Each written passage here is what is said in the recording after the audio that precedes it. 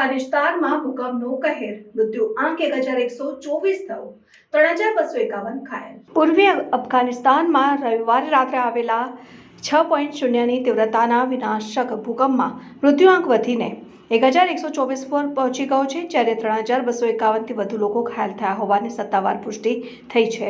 Afghan red crescent society દ્વારા જારી કરાયેલા આંકડા મુજબ આ કુદરતી આપત્તિને કારણે 8000થી વધુ મકાનો સંપૂર્ણપણે અથવા આંશિક રીતે નાશ પામ્યા છે, જેના કારણે હજારો લોકો બેઘર બન્યા છે.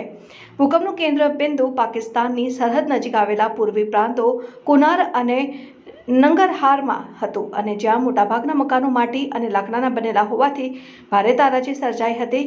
પર્વતીય અને દુર્ગમ વિસ્તારો હોવાને કારણે બચાવ અને રાહત ટુકડીઓને અસરગ્રસ્ત ગામડાઓ સુધી પહોંચવામાં ભારે મુશ્કેલીનો સામનો કરવો પડી રહ્યો છે. ભૂસ્ખલનને કારણે અનેક માર્ગો અવરોધાઈ ગયા છે, જેનાથી બચાવ કામગીરી વધુ જટિલ બની ગઈ છે.